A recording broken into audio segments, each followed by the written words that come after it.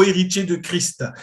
Et avant de continuer le message, nous saluons tous ceux qui nous suivent via YouTube et qui sont bénis certainement par ces enseignements sur la grâce de Dieu, sur les bienfaits de la grâce de Dieu, les implications de la grâce de Dieu. Et nous prions réellement qu'il soit touché, qu'il puisse grandir et que le Seigneur, par son esprit, fasse croître cette parole qui est semée dans les cœurs et que le Seigneur nous donne tous les dimanches.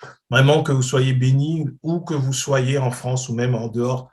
Nous prions Dieu vraiment que vous puissiez suivre cette rediffusion avec attention et que l'Esprit de Dieu puisse vous convaincre, lui seul.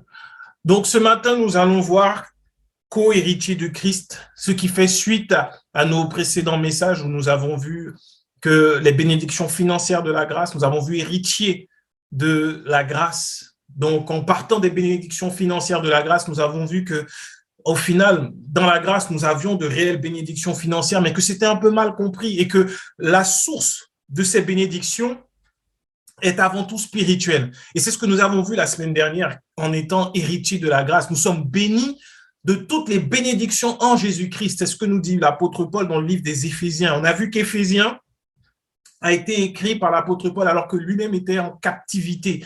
Et que dans sa captivité, le Seigneur lui a révélé le mystère de Christ. C'est ce que nous allons voir aujourd'hui. Et on peut aisément comprendre et réaliser que Paul, étant en captivité, n'était pas dans la tristesse, dans la dépression, mais il était dans cette joie. Et si on regarde dans la parole, quand Paul avait été enfermé avec d'autres en prison, quand il était enfermé, il s'était mis à louer, à adorer, à prier Dieu. Et il s'est passé le miracle extraordinaire où les chaînes sont tombées, les portes se sont ouvertes et le geôlier a été sauvé. Et donc, on réalise que Paul en prison avait développé, parce qu'il a beaucoup connu les prisons, les chaînes, les liens, il a développé cette habitude d'être dans l'adoration et c'est dans ces moments de prière, d'intimité finalement avec le Père que le Père va se révéler à lui et va lui révéler sa parole, va lui révéler la grâce. En étant héritier de la grâce, nous voyons quel grand amour le Père a déployé envers nous. Et nous avions fini la semaine dernière dans Éphésiens 2. On avait lu du verset 14 à 18.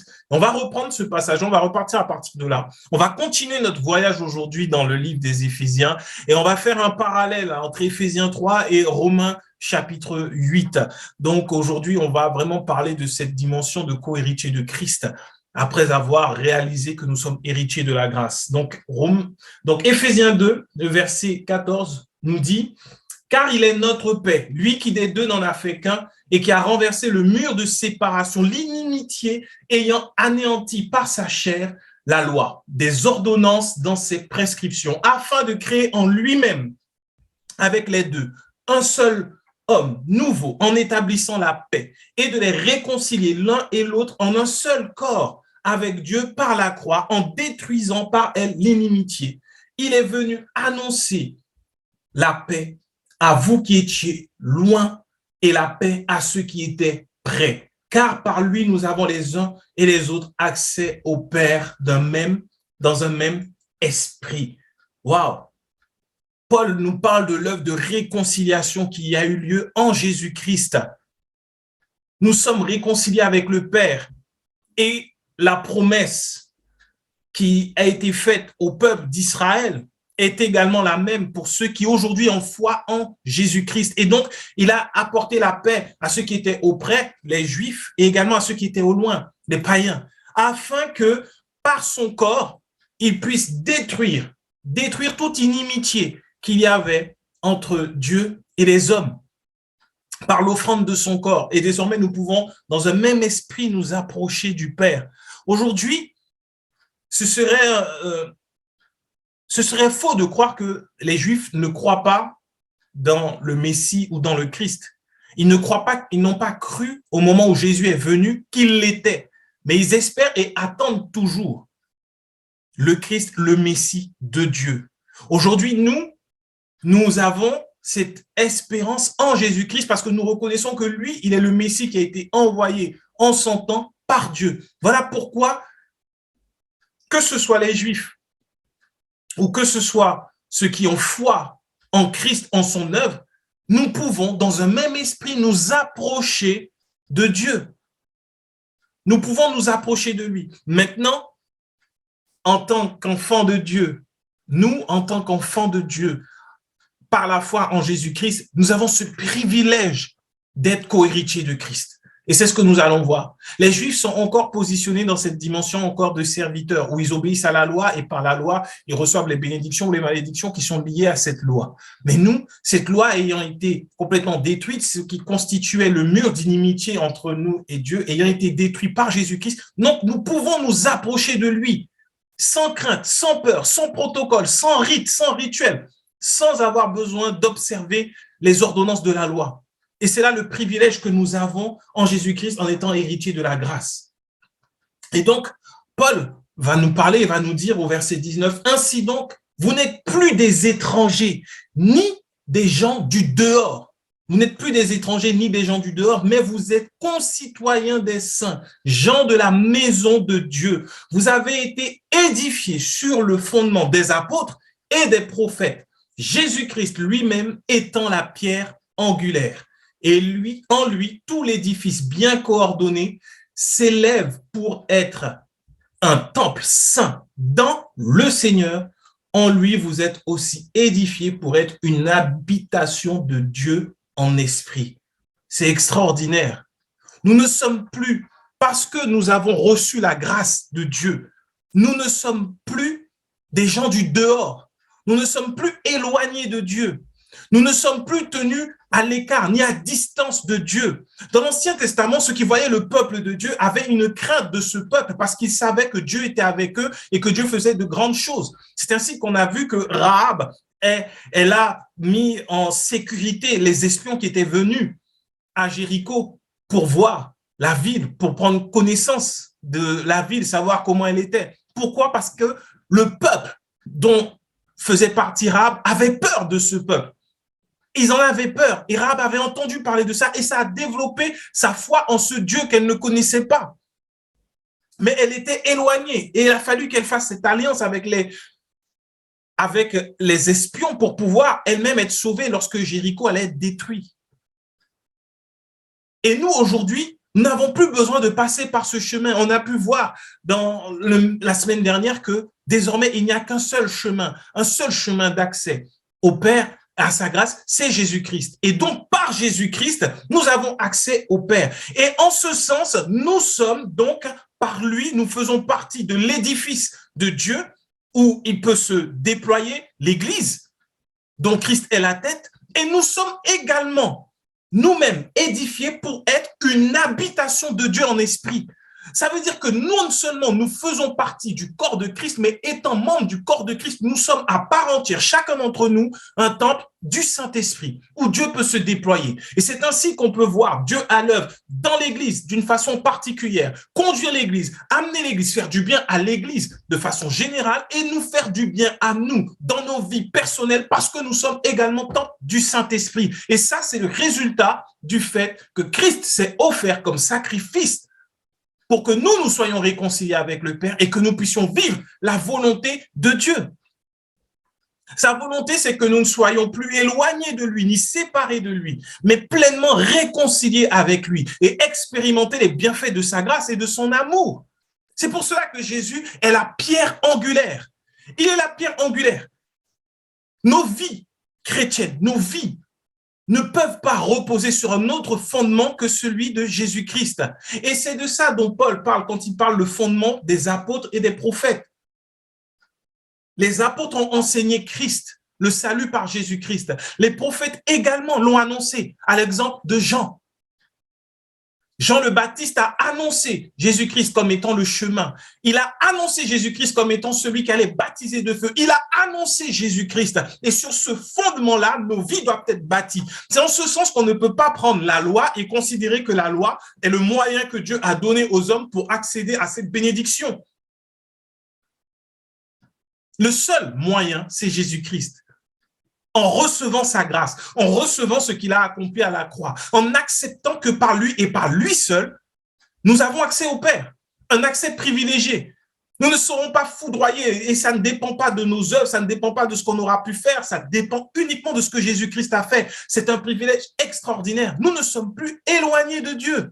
Non seulement nous pouvons nous en approcher, mais lui-même vient habiter en nous, parce qu'en Jésus-Christ, nous sommes désormais édifiés afin d'être le temple du Saint-Esprit. L'Esprit de la grâce qui nous conduira en toutes choses. En toutes choses. On va continuer maintenant sur le chapitre 3 d'Éphésiens. Et là, je vais prendre dans la version du semeur que je trouve beaucoup plus parlante, beaucoup plus claire pour pouvoir parler. Et Paul dit au verset 1er du chapitre 3, « C'est pourquoi moi, Paul, le prisonnier de Jésus-Christ pour vous, les non-juifs, vous avez très certainement appris quelle responsabilité Dieu, dans sa grâce, m'a confiée à votre égard. Par révélation, il m'a fait connaître le secret de son plan que je viens de résumer en quelques mots. En me lisant, vous pouvez vous rendre compte de la compréhension que j'ai de ce secret qui concerne le Christ. En effet, Dieu ne l'a pas fait connaître aux hommes des générations passées comme il l'a révélé maintenant par le Saint-Esprit à ses apôtres, ses prophètes qu'il a consacrés à son service. Et ce secret, c'est que par leur union avec Jésus-Christ, les non-juifs, autrement dit les païens, reçoivent le même héritage que nous, les juifs.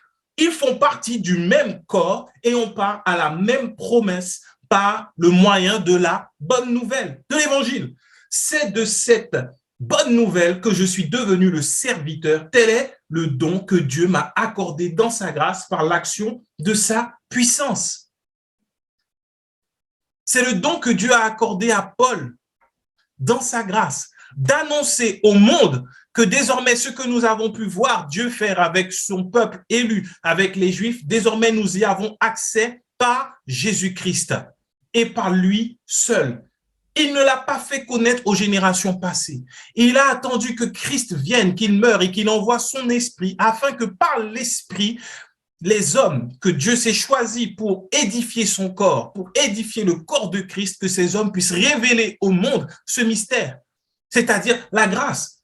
Le fait que, au-delà de ce que nous avons pu faire, désormais, nous sommes héritiers de la promesse qui a été faite à Abraham par Jésus-Christ. Non pas par les liens du sang, non pas par la circoncision, mais par Jésus-Christ. Et c'est ainsi que l'œuvre de la croix rend donc nul et non avenu, pour parler un peu de façon légale, les termes de la loi. Parce que nous sommes héritiers de la promesse en Abraham et cette promesse est venue bien avant la loi.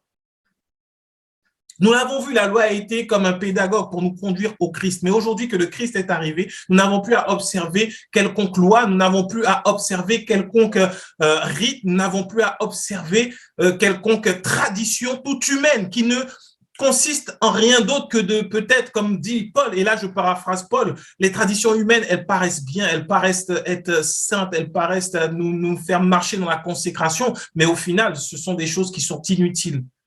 Ce dont nous avons besoin, c'est de connaître Christ, de réaliser Christ, de vivre Christ, d'expérimenter Christ, de connaître en profondeur l'œuvre de la croix, la grâce de notre Dieu. Et c'est une bonne nouvelle. Voilà la bonne nouvelle qui doit être répandue dans le corps de Christ tous les dimanches, tous les jours, lorsque nous annonçons, lorsque nous parlons, lorsque nous donnons l'évangile, c'est une bonne nouvelle. On ne peut pas être condamné, on ne peut pas se sentir rabaissé, on ne peut pas se sentir humilié, on ne peut pas se sentir culpabilisé lorsque l'on sort de l'église. On doit se sentir vraiment dans la joie d'avoir entendu la bonne nouvelle de l'évangile. Quelles que soient les générations, on doit entendre cette bonne nouvelle. Désormais, il n'y a plus rien qui nous sépare de notre Dieu. Nous sommes réconciliés avec le Créateur. Et avec le Créateur, nous pouvons ainsi vivre les bienfaits de sa grâce, des bonnes œuvres qu'il a préparées d'avance pour nous, afin que nous puissions démontrer à ce monde l'intelligence et la sagesse de notre Père. C'est cette bonne nouvelle qui devrait être déployée dans tous les sens, que nous devrions connaître, que nous devrions enseigner, que nous devrions partager à nos enfants et aux enfants de leurs enfants après. Quelle merveilleuse nouvelle! Et c'est ce que Paul est en train de nous expliquer. Oui, il nous dit au verset 8, Éphésiens 3 au verset 8, oui, c'est à moi, le plus petit de tous ceux qui lui appartiennent. Dans la version seconde, il dit le moindre de tous. Que Dieu a fait cette grâce d'annoncer aux non-juifs les richesses insondables de Christ et de mettre en pleine lumière pour tout homme la façon dont Dieu mène ce plan à sa complète réalisation. Ce plan le Dieu qui a créé toutes choses l'avait tenu caché en lui-même de toute éternité. Par cette mise en lumière, les autorités et les puissances dans le monde céleste peuvent connaître par le moyen de l'Église les aspects infiniment variés de sa sagesse. Cela s'accomplit conformément à ce qui a été fixé de toute éternité et qui s'est réalisé dans le Christ Jésus, notre Seigneur. Étant unis à lui par la foi en lui, nous avons la liberté de nous approcher de Dieu avec assurance. Paul est en train de nous expliquer que par l'Église, les êtres célestes, que ce soit les anges ou que ce soit les démons, les autorités, ceux qui sont dans les lieux célestes spirituels, ils peuvent voir la sagesse infiniment variée de Dieu. Réalisez-vous que les anges ne connaissent pas le cœur de Dieu? Les démons croient que Dieu existe, nous dit l'apôtre Jacques, mais ce n'est pas pour autant qu'ils ont foi en Jésus-Christ. Et ils ne connaissent pas la sagesse infiniment variée de Dieu. Ils ne connaissent que la justice implacable de notre Dieu, qui dit que tu as désobéi, tu mérites d'être puni. Avec Dieu, avec ses serviteurs, il n'y a pas de grâce. Vous savez pourquoi Satan nous hait, nous, enfants de Dieu? Encore plus nous qui sommes sauvés par la foi. Parce que quand lui, il a désobéi, il a péché, personne n'a donné sa vie pour lui. Personne. Il ne connaît pas l'amour de Dieu. Il connaît le mode de fonctionnement par la justice. Tu as fait mal, tu mérites la mort, tu mérites la punition. Tu mérites d'être condamné. Et c'est pour ça qu'il excite l'humanité à désobéir face à Dieu. Mais là où Dieu est sage et grand, c'est que Paul nous révèle, et c'est là qu'on voit à quel point il a une compréhension élevée de la grâce de Dieu. Paul révèle que le diable, lui, veut pousser l'homme à commettre l'iniquité, à commettre la désobéissance, à commettre le péché, ce qui n'est pas en accord avec la sainteté de Dieu. Mais Dieu, dans sa sagesse infinie, a lui-même pardonné les hommes en Jésus-Christ afin que ça ne repose plus sur ce que les hommes ont fait, mais sur ce que Jésus-Christ a fait. Et dans Ésaïe, quand il nous révèle que le châtiment qui produit la paix est tombé sur Jésus-Christ, alors nous avons le verdict qui a été donné vis-à-vis de l'humanité. L'humanité était coupable, effectivement, mais Jésus est venu, lui, il a pris les péchés du monde sur lui et il a été frappé, jugé à la place de l'humanité afin que l'humanité reçoive la grâce, le pardon des péchés par lui, par la foi en lui. Et aujourd'hui, cette sagesse peut être révélée, manifestée aux êtres célestes ou au monde par l'Église, en continuant l'œuvre de Jésus-Christ, parce que nous, ayant été pardonnés malgré nos grands péchés, malgré nos fautes, malgré nos iniquités, Christ est mort pour nous. Le monde spirituel ne comprend pas. Parce que les démons qui ont été, les anges qui ont été déchus, qui sont partis avec le diable, ne comprennent pas. Il n'y a pas de rédemption pour eux. Le jugement du diable a déjà été établi. Ils ne comprennent pas. Les anges qui sont au service de Dieu ne comprennent pas parce qu'ils connaissent la justice de Dieu. Ils connaissent l'équité de Dieu, mais ils ne connaissent pas le cœur de Père de Dieu. Aujourd'hui, ce privilège nous est donné à nous. Réalisons le privilège que nous avons, nous, êtres humains, créés par Dieu. À son image, nous sommes désormais co-héritiers de Christ, enfants de Dieu. Enfants de Dieu. Voilà ce que nous sommes. Et en tant qu'enfants de Dieu, désormais, le monde spirituel ne comprend pas. Il ne comprend pas. Il se dit, mais qu'est-ce qui se passe? C'est quoi cette humanité que Dieu aime à ce point-là? Ils ne comprennent pas. Et c'est par nous qu'ils vont réaliser cette sagesse infiniment variée de Dieu. Ils vont comprendre l'amour de Dieu. C'est pourquoi, dans le corps de Christ, dans l'Église, nous devons avoir pour fondement l'amour. L'amour. Parce que cet amour-là que Dieu nous a manifesté à nous, les anges ne le connaissent pas. Les démons, les autorités spirituelles ne le connaissent pas. Nous le connaissons, cet amour. Nous avons la joie de l'expérimenter parce que l'Esprit de Dieu vient habiter en nous, parce que nous sommes aimés de Dieu.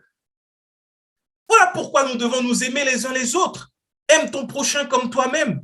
Ça n'a jamais été marqué dans la loi parce que ce n'était pas possible. Mais aujourd'hui, en Christ, Jésus est venu nous donner ce qui est supérieur à la loi. Tu aimeras ton prochain comme toi-même. Le fondement de l'amour. C'est pour cela que la parole nous dit que c'est à l'amour que nous aurons les uns pour les autres que le monde verra. reconnaîtra que nous sommes enfants de Dieu. L'amour, car Dieu a tant aimé le monde qu'il a donné son Fils afin que quiconque croit en lui ne périsse pas, mais qu'il ait la vie éternelle. Et lorsque le diable, il essaie à tout prix d'attaquer le corps de Christ, d'attaquer les enfants de Dieu et de faire qu'ils soient entre eux dans la haine, dans la colère, par les ruses, par la chair. Le véritable coup qu'on peut porter au diable, si je puis dire, c'est d'aimer et de pardonner notre prochain. Quand il aura agi de façon charnelle, quand il aura dit, bon, ben, il aura peut-être malencontreusement libéré une mauvaise parole vis-à-vis de nous, ça nous aura blessés. Le diable s'attend à ce que là, une querelle puisse venir et que dans la querelle vienne la rancœur, la rancune, l'amertume, la haine, et que ça demeure au-dedans de nous, malgré ce que Jésus-Christ a fait. Et quand ça demeure, ça va finir par créer une maladie, ça va finir par créer des angoisses, ça va finir par créer plein de problèmes. Et le diable s'attend à ça. Mais lorsque, vis-à-vis de ce que quelqu'un nous a fait, un frère en Christ, nous répondons par l'amour, par le pardon, il dit, mais je ne comprends pas. C'est quoi ça? Et c'est là que le corps de Christ démontre la sagesse infiniment variée de Dieu. Et c'est ce qui fait de nous des co-héritiers de Christ. Parce que tel il est, tel nous sommes. Ce qu'il a pu faire, nous pouvons également le faire. Si lui, quand on était en train de le clouer, il a pu faire, il a pu dire, pardonne-leur car ils ne savent pas ce qu'ils font, à combien plus forte raison nous pouvons pardonner à ceux qui nous ont fait du mal ou qui nous font encore du mal aujourd'hui. C'est ainsi que la sagesse infiniment variée de Dieu est manifestée. C'est pas parce qu'on aura des dons, c'est pas parce qu'on aura fait des miracles. Non, regardons la parole. Dans l'Ancien Testament, il y a eu les dons, les miracles. On ne voit même plus aujourd'hui. Aujourd'hui, on ne voit même plus la mer être séparée en deux. On ne voit plus ça. On ne voit pas de chariot de feu sortir du ciel. On ne voit pas ça. On ne voit plus ces mêmes types de miracles, mais ce n'est pas ce qui impressionne, ce n'est pas ce qui révèle la sagesse de Dieu au monde spirituel. Ce n'est pas ça. Ni au monde d'ailleurs. Parce que le monde sait copier les choses. Ce qui révèle la sagesse de notre Père et ce qui fait de nous des co-héritiers de Christ, c'est cet amour que nous allons pouvoir manifester dans toutes circonstances. Et c'est là le mystère. C'est là ce mystère que les autorités spirituelles aimeraient comprendre. C'est nous qui l'avons. C'est nous qui l'avons. Parfois, ça peut paraître être faible. Quelqu'un nous a humiliés, nous a fait du mal, nous a rabaissés, nous a écrasés, et nous, on lui pardonne et on lui fait du bien. Oh, de façon humaine. Oh, mais tu es faible, toi aussi. Il a fait ça, mais franchement, moi, à ta place, j'aurais fait ci, j'aurais fait ça. D'accord, si tu veux. Mais moi, je sais une chose, c'est que dans ma faiblesse, Dieu, lui, il se glorifie. Et si Dieu peut se glorifier dans ma faiblesse, alors il me fortifiera. Et c'est en lui que j'aurai la paix, le repos, la joie. Parce que je suis Christ, je suis co-héritier de Christ. Christ vit en moi. Et ma joie ne dépend pas des événements extérieurs. Oh non, ma joie dépend de ce que Christ vit en moi. Et s'il vit en moi, alors la paix, la joie, l'amour, l'abondance sont en moi, une source intarissable. C'est ce que Paul explique. Regardons ensemble, continuons. Le verset 14, le verset 13. Aussi, je vous demande de ne pas perdre courage en pensant aux détresses que je connais dans mon service pour vous. Elles contribuent à la gloire qui vous est destinée. C'est pourquoi je me mets à genoux. Et là, c'est une prière extraordinaire que Paul explique aux Éphésiens qu'il fait. C'est pourquoi je me mets à genoux devant le Père, de qui dépendent comme d'un modèle toutes les familles des cieux et de la terre. Toutes les familles des cieux et de la terre dépendent de Dieu comme modèle. Je lui demande qu'il vous accorde à la mesure de ses glorieuses richesses d'être fortifié avec puissance par son esprit dans votre être intérieur, que le Christ habite dans votre cœur par la foi, enraciné et solidement fondé dans l'amour. Vous serez ainsi à même de comprendre avec tous ceux qui appartiennent à Dieu combien l'amour du Christ est large, long, élevé et profond. Oui, vous serez à même de connaître cet amour qui surpasse de tout ce qu'on peut en connaître. Et vous serez ainsi remplis de toute la plénitude de Dieu. À celui qui, par la puissance qui agit en nous, peut réaliser infiniment au-delà de ce que nous demandons ou même pensons, à lui soit la gloire dans l'Église et en Jésus-Christ pour toutes les générations et pour toute l'éternité. Amen. Paul vient de mettre maintenant, j'ai envie de dire la cerise sur le gâteau. Après avoir expliqué le mystère de Christ, que par lui nous avons accès au Père, que nous sommes temple du Saint-Esprit, que Dieu est venu habiter en nous et que par nous, Église, alors nous pouvons expliquer au monde spirituel la sagesse infiniment variée. Paul dit, moi maintenant, je fléchis les genoux et je prie que vous puissiez réaliser quelle est la hauteur, la longueur, la largeur, la profondeur de l'amour de Dieu envers vous. Ce fondement, toutes les familles de la terre, des cieux, prennent Dieu pour exemple. Oh, l'exemple de Dieu, c'est quoi? C'est que Dieu a aimé et il a sacrifié son fils pour en avoir plusieurs. C'est pour cela que Jésus-Christ est le premier-né d'entre plusieurs frères. L'amour de Dieu. Et Paul prie que par le mystère de la révélation de Christ, de l'évangile, nous puissions donc connaître la hauteur, la longueur, la largeur, la profondeur de l'amour de Dieu. Cet amour qui surpasse tout ce qu'on peut connaître. Tu as connu quelque chose, l'amour de Dieu le surpasse. L'amour d'un homme, l'amour de Dieu le surpasse. L'amour de tes enfants, l'amour de Dieu le surpasse. L'amour du monde, l'amour de Dieu le surpasse. C'est pour cela que Jésus disait que le royaume des cieux est semblable à celui qui trouve un trésor dans un terrain et qui vend tout, qui s'achète le terrain parce qu'il a trouvé quelque chose de bien plus important que ce qu'il avait. C'est pour cela que lorsque l'on a l'évangile, la bonne nouvelle de l'évangile, il n'y a plus rien d'autre qui est important. Et c'est l'amour de Dieu qui surpasse toute intelligence, qui gardera nos cœurs, nos pensées, qui nous remplira. Et c'est en ayant la révélation de cet amour, sa hauteur, sa largeur, sa profondeur, sa longueur, c'est en ayant cette révélation alors que nous serons remplis de toute la plénitude de Dieu. De Dieu. C'est pour cela qu'il nous dit de pardonner, comme lui-même aussi a pardonné, qu'il nous demande d'aimer, comme lui-même a aimé et comme nous pouvons nous aimer nous-mêmes. Voilà pourquoi il nous demande de prier pour le monde, afin que le monde soit sauvé, et de ne pas haïr nos ennemis, mais de les aimer. Parce que Dieu est glorifié et le monde spirituel est enseigné. Oui. Il n'y a pas d'autre mystère. Il n'y a pas de plus grande révélation que la révélation de l'amour de Dieu. Il n'y a rien d'autre. Voilà le cœur de la parole. Et c'est ce qui fait de nous des co-héritiers de Christ. Parce que Christ, il est la manifestation de l'amour de Dieu. Ce qui veut dire que nous, sur cette terre, nous sommes également la manifestation, la preuve de l'amour de Dieu. Voilà pourquoi le monde attend, soupire après notre manifestation. Pas par le fait qu'on va avoir des entreprises, pas par le fait qu'on sera reconnu et connu du monde, mais par l'amour que nous aurons au-dedans de nous. Par l'amour. Ce qui fera que nous marcherons sur cette terre en étant la manifestation de l'amour de Dieu, les co-héritiers de Christ, capables d'aimer comme Jésus-Christ. Et c'est pour cela que Jésus a dit que nous pourrons faire les mêmes choses que lui et même de plus grandes. Mais si nous voulons mettre l'amour de côté, la bonne nouvelle de l'évangile de côté et commencer à annoncer la condamnation, annoncer la loi et rechercher les biens de ce monde, alors nous ne manifestons en rien la nature de Dieu. Mais nous nous sommes fait avoir dans le mouvement, dans le courant de ce monde. Paul disait dans Romains, ne vous conformez pas au siècle présent. Romains 12, verset 2. Ne vous conformez pas au siècle présent, mais soyez transformés par le renouvellement de l'intelligence afin que vous discerniez quelle est la volonté de Dieu, ce qui est bon, agréable et parfait. Donc les modes de ce monde vont, viennent, elles reviennent. Mais nous, lorsque nous sommes en Christ, nous ne sommes pas conformes aux modes de ce monde. Non, nous demeurons stables, enracinés, fondés dans son amour. Et ainsi, nous serons comme Christ.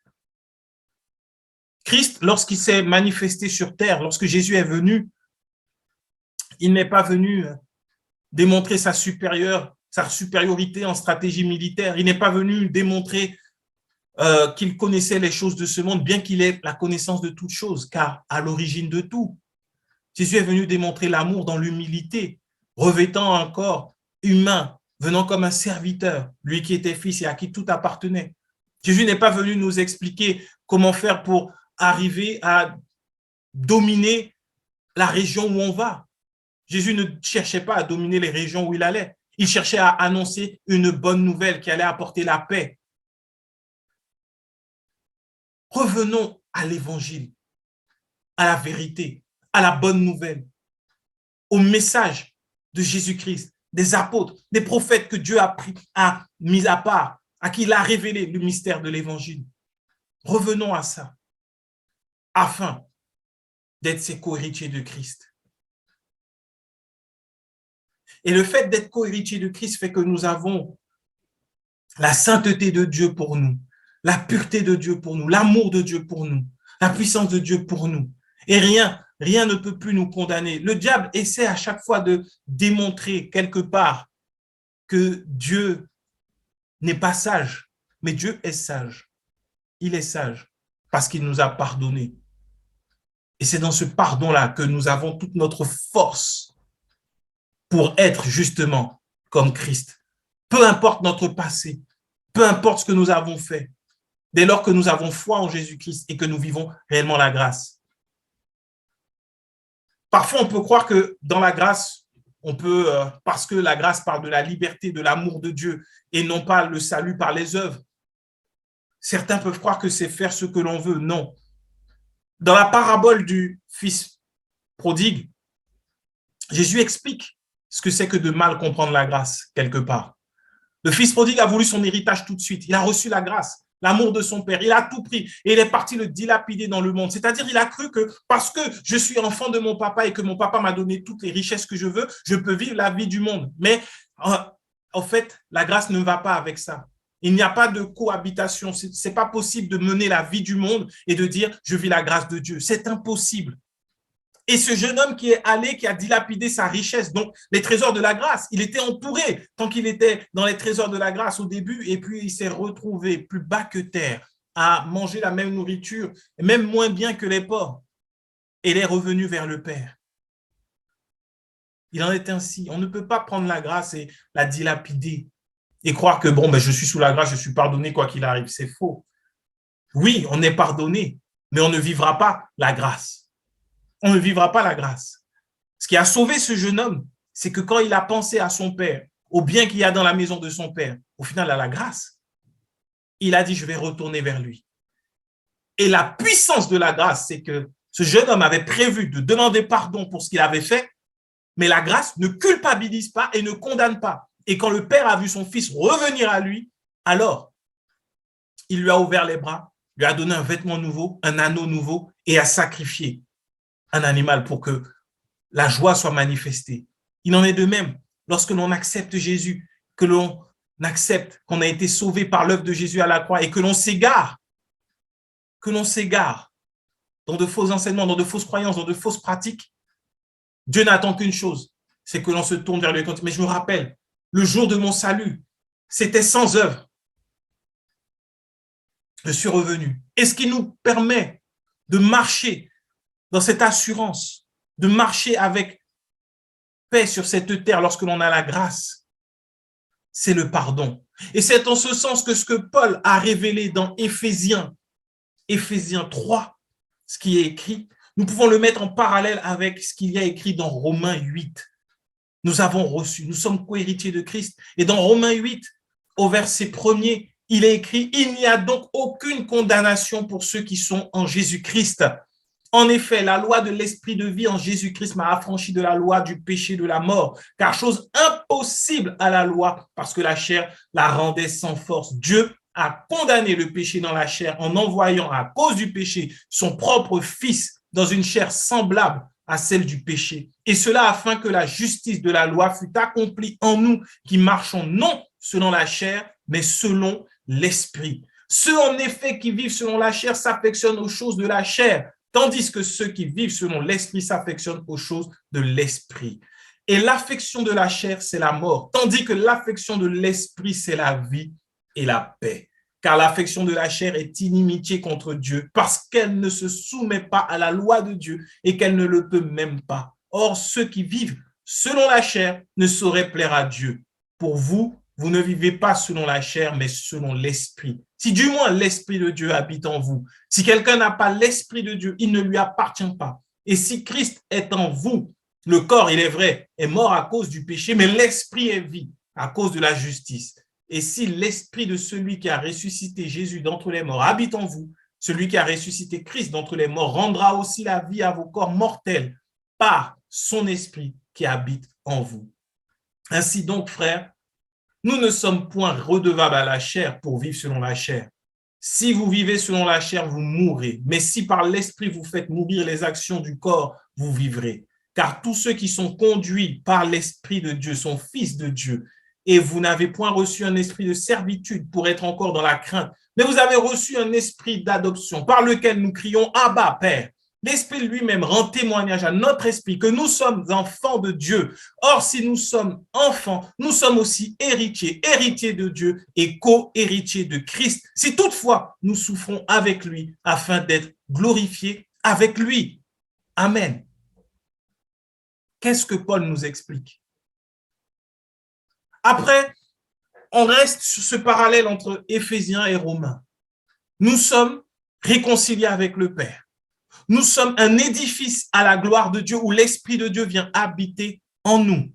Et si l'Esprit de Dieu vient habiter en nous, il vient afin que nous puissions expérimenter les trésors de la grâce de Dieu, de l'amour de Dieu. Et Paul nous dit que c'est cet amour qui est le mystère que les entités spirituelles ne comprennent et ne saisissent pas. Et que par l'Église, alors, l'amour de Dieu, sa sagesse infiniment variée sera démontrée au monde.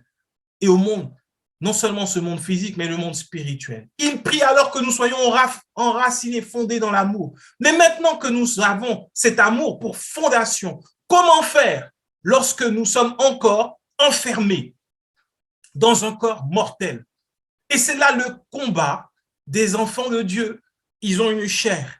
Et on cherche par des moyens, par des méthodes, par des techniques, par de la souffrance quelque part, à faire que cette chair ne parle plus, sans s'appuyer sur ce que Dieu a déjà fait. Il nous a donné son esprit. Paul nous dit qu'il n'y a plus de condamnation pour ceux qui sont à Jésus-Christ et qui sont conduits par l'esprit.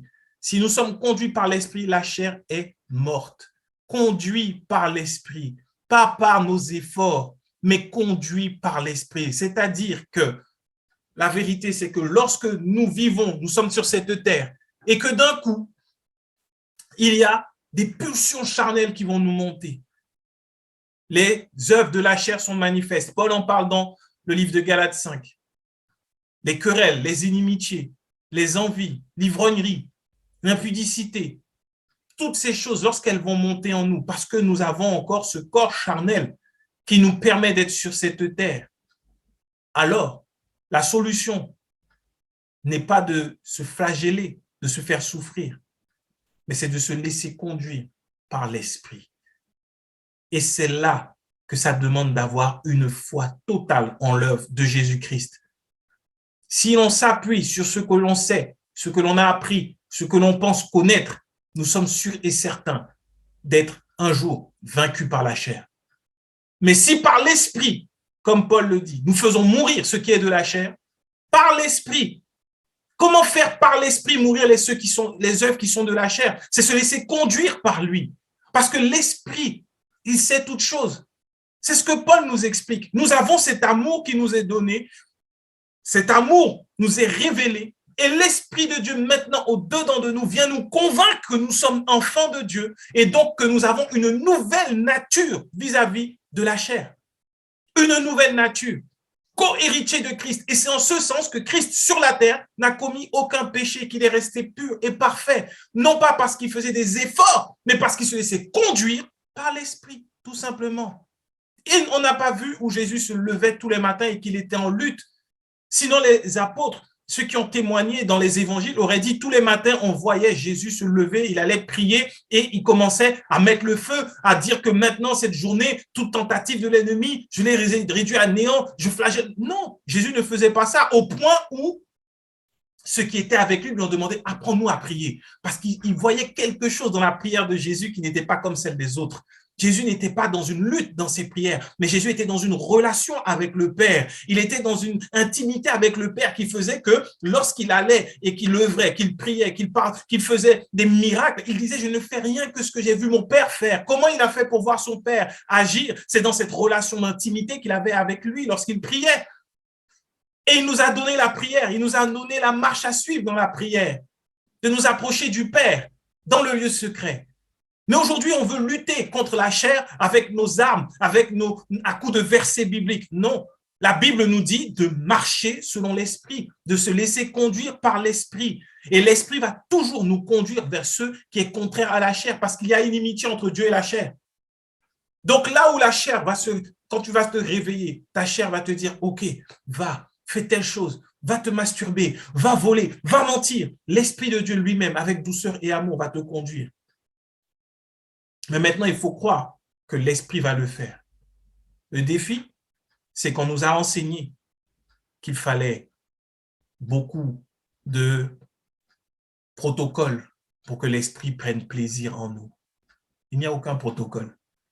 Nous croyons en Jésus-Christ, l'esprit vient habiter en nous et il nous conduit. Sa capacité à nous conduire ne dépend pas de nos œuvres, elle dépend de notre foi en Jésus-Christ. Mais lorsque nous croyons qu'il nous faut, je vais prendre des exemples qui ne sont pas vrais, mais lorsque nous croyons qu'il nous faut laver les mains avant, se laver avant, se mettre à genoux, de se coucher par terre pour que l'esprit puisse venir nous envahir et que l'on sente des frissons dans le dos. Et là, on se dit, ça y est, l'esprit va me conduire. Là, ce n'est rien d'autre que de la religiosité. Quand nous dormons, l'esprit est là. Quand nous nous réveillons, il est là. Et il nous conduit. Il nous conduit par sa douce voix. Et lorsque nous allons vers ce qui n'est pas bon, il nous rappelle, tu es enfant de Dieu. Ça veut dire que tu es saint et que tu es à l'image de Christ. Que si Christ a triomphé de cela, toi aussi tu le peux.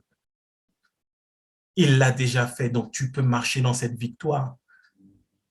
C'est ce que Paul nous explique. Voilà pourquoi il n'y a plus aucune condamnation. Ce qui donne de la force à la chair, c'est la culpabilité. Voilà pourquoi il ne faut pas culpabiliser ou accuser les enfants de Dieu dans l'Église. Ça renforce la chair, et si la chair est renforcée, il sera difficile d'entendre ou de se laisser conduire par l'esprit, parce que la chair sera forte. Co-héritier de Christ. Et c'est en ce sens-là que Paul parle des souffrances que nous pouvons connaître.